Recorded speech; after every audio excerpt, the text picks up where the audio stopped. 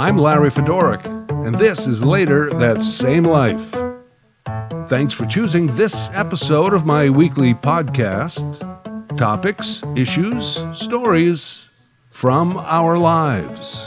Season 4, Chapter 12. Ukraine. Later That Same War. The events in Ukraine. For those of us in this part of the world, it may be difficult to believe that we are 2 months into the war in Ukraine. I'm sure for those in the heart of it, it seems much, much longer. It's 2 months of war. In North America, we prefer our news cycles to be much, much shorter. 20 minutes, maybe. Oh, perhaps a little longer if there's a good story or compelling characters. And then we're off to the next must-see video. But this is war. Of course, in Russia, the message from Putin and his Kremlin lackeys is that this is not a war. It is a special military operation. I, too, often hesitate to call it a war. It is a Russian invasion of a free nation. War is the result of that. There is a war, and war is horrible. It has been said that war is politics by other means.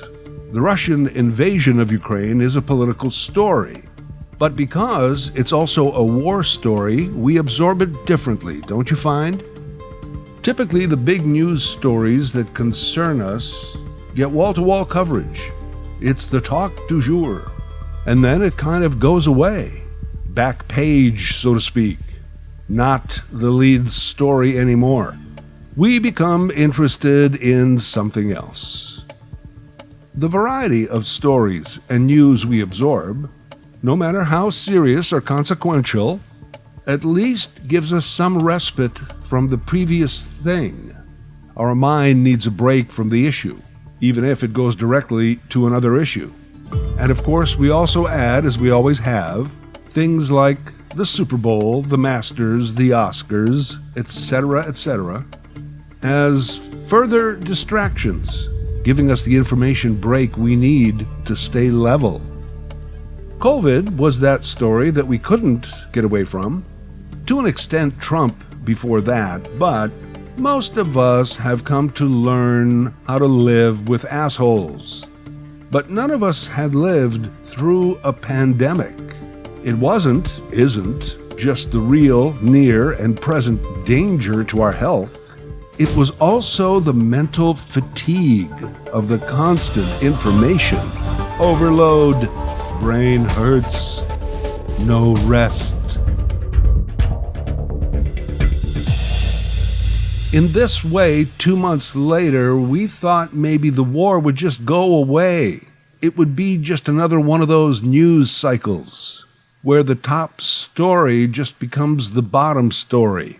Somehow things just work themselves out, which they often do. Saner minds will prevail, but not this time, not in this war. Saner minds are trying, but how many saner minds does it take to defeat the craziest man on earth? Most of us have also never lived through a war, not a big one. Now, since World War II, the planet hasn't exactly been at peace. Korea, Vietnam, Bosnia, Iraq, just to name a few. Plus, civil unrest in many, many nations. In 1950, there were 102 countries in the world. Today, there are 195. Though, in many cases, this is a positive sign. An increase like this doesn't happen without conflict, division, and disagreement. Most of us have lived with the concept of war, distant reports of battles and uprising, but we haven't lived through a war. Now we are. Russia's invasion of Ukraine and the resulting war is the first time we are living it. Partly because the war is brought to us live right into our living rooms, our bedrooms, and even the device in our pocket 24/7. With only the occasional break Brought to you by delicious Subway sandwiches and helpful insurance companies. Hey, even the war needs a sponsor. Whenever I see those ads after a war story, I always wonder if those people waiting in line for water could use one of those Subway sandwiches. And how about that guy who barely escaped with his family? His house is rubble. His car is a burnt-out shell. I wonder if he had Liberty Mutual Insurance. I'm sorry, sir, you're not covered for missile attacks. You should have checked that box. Next time, read your contract. In the West, we are living relatively safely, at a distance from the action. So by no means am I comparing our stress to the trauma of people actually fleeing for their lives. I am saying we are living through a war. It's in our thoughts, it's in many conversations, it's on every channel. Though we've heard the stories and even seen the footage of past conflicts, we have never lived through a war that is brought on by a first world superpower running roughshod over a neighboring free country and daring the rest of the world to do something about it. This is Nazi Hitler stuff, the stuff we thought would never happen again. Except here it is, and we all feel it. For Ukrainians, the war is on their doorstep. For the rest of us, it's on CNN. 195 countries in the world. You would think that 194 would oppose Putin's invasion, but that's not true. The main count is 30 countries. We call them NATO. They may have a few other vocal supporters, but that's it. Note that internationally there are 4 aspects of national power. They are called DIME. DIME, D-I-M-E. Diplomacy, information, military, and economic. They usually don't happen in that order. There is usually first informational conflict, then diplomatic sanctions, followed by economic sanctions, and then, when all else fails, military action. In each case along the way, you don't fire all of your guns at once, so to speak. You just continue to do the next strongest thing you can do, hoping the enemy will blink. That last resort is what's making us all so tense. It's why we are all living through this war in our way. Early into this invasion, many people, even those in positions of influence, began dropping the phrase World War III. World War III. It used to be somewhat of a flippant phrase, an exaggeration, hyperbole, to make a point. Except this time it's not some banana republic buying guns from the CIA. This is the vodka republic, the oil and gas oligarchy, the low ethics kleptocracy. This is Russia. And at the end of information, diplomacy, and economics is military. And at the end of military is World War III. Even though this concept is real and looming, I'm a bit surprised at the number of people who support the concept. World War III. People who say, let's just go in and bomb the crap out of Putin. We have the power, they say. Let's do it. I imagine we do have the power. Let's just obliterate Moscow and Leningrad while we're at it. That would be World War III. I think many of us would have to admit we've at least thought about it. Yeah, why not? Just wipe them out. A Sopranos kind of hitman mentality. Problem solved. If only it were that simple. As frustrated as I get with more meetings and strong statements from NATO, the UN, the EU, and the USA, I also often wonder, how many of those people wake up every day with the sole mission of preventing World War III? I'm just asking the question. Are they weighing the loss of lives and destruction in Ukraine against the possibility of the same thing on a greater scale worldwide? Imagine carrying that around every day as your mission, your job. This is bad, But World War III would be much worse. How do we stop this without starting the other? Great question, and it's not a parlor game.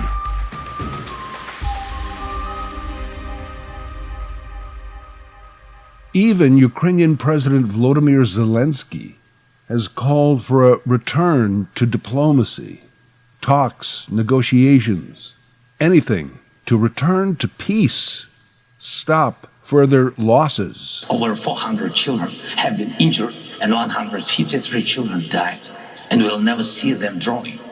Our parents are happy to wake up in the morning in bomb shelters, but alive. Our loved ones don't know if we will be together again. The war doesn't let us choose who survives and who stays in eternal silence. Tell the truth about the war on your social networks, on TV. Support us in any way you can, but not silence. And then peace will come. War, politics by other means. So how about a return to politics by those previous means? It's that or World War III, it seems. As people try and prevent it, others are advocating for it. I understand both sides and the emotions that are intertwined with them. Most people who advocate for World War III, or at least greater military action, don't have any skin in the game. Armchair quarterback is one thing, armchair general quite something else. There is a former Marine, now an author and reporter named Elliot Ackerman, reported on the Russian invasion of Ukraine for Time magazine and many other publications. He and others have made a case for the return of conscription to the U.S. The draft. The concept of returning to the draft is not to increase the military might of a nation, necessarily, but to change people's attitudes towards war and military actions. Would you be so quick to call for World War III if you thought that your son or daughter might have to go in any day? You might change your tone. Different discussions would arise. And when that happens, public opinion shifts. And when public opinion changes, governments react because they want to get reelected. Imagine how many Russian citizens feel when their sons are being conscripted into a war they didn't ask for. Oops, sorry, special military operation. It's an interesting theory, an intriguing question. How would you feel about a war if potentially you had skin in the game? And note this, many Russians were drafted into their army.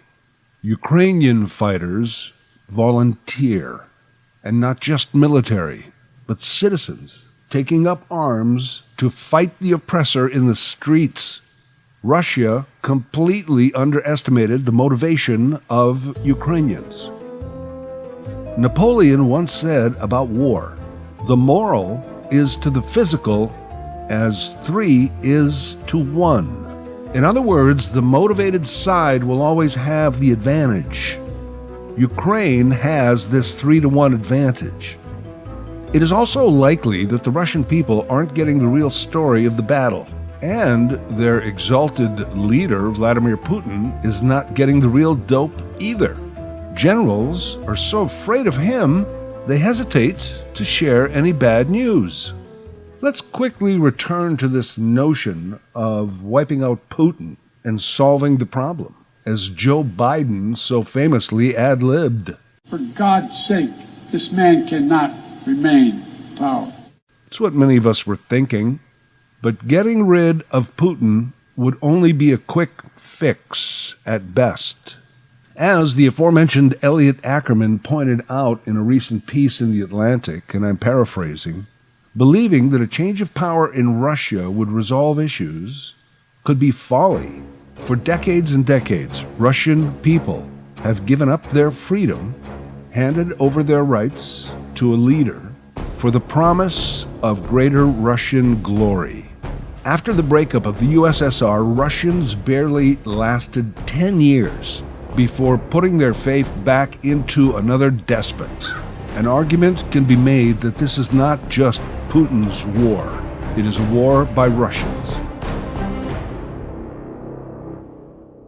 I also think that those who support a NATO invasion or direct military involvement in Ukraine, and possibly a World War III, don't necessarily fully appreciate that a modern war to that scale would not be fought in 1945 style. Consequences would not be confined to one country or even one continent. Truly a world war. Not only do we have nuclear weapons to kill ourselves 10 times over, but we have bioweapons, smart bombs, scatter bombs, drones, landmines et al. We, humanity, we continue to build these better weapons, bigger, smarter, more deadly. And then, almost comically, we enter into agreements to try not to use them, nuclear disarmament agreements, and so on. Have you seen these scatter bombs? Bombs that explode and destroy, but also shoot off many other bombs that then explode and destroy. They invented them, and then 100 countries signed an agreement that these are just not fair in war.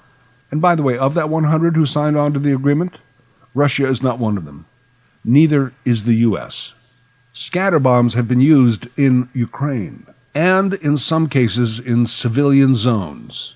I believe we all understand the atrocity of bombing civilian areas.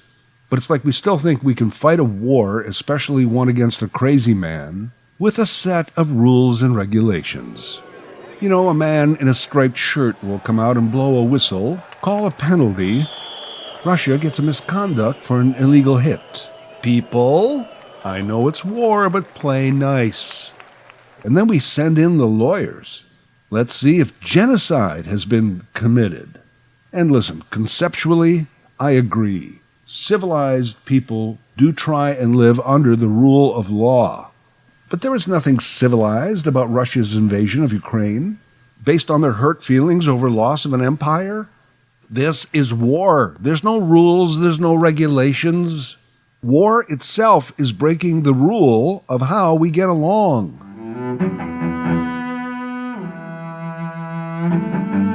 So here we are, 2 months into a war we thought maybe might last a couple of days.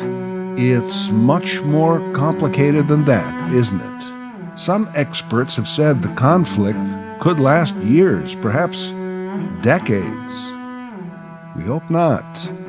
When you ask many Ukrainian people about life after the war, they will tell you they don't talk about after the war. They talk about after the victory. Tell the truth about the war on your social networks, on TV. Support us in any way you can, any but not silence. And then peace will come. Later That Same Life is written, produced, and voiced by Larry Fedoruk. LarryFedoruk37@gmail.com. Subscribe to Larry's podcast YouTube channel. Get automatic notifications with each new episode.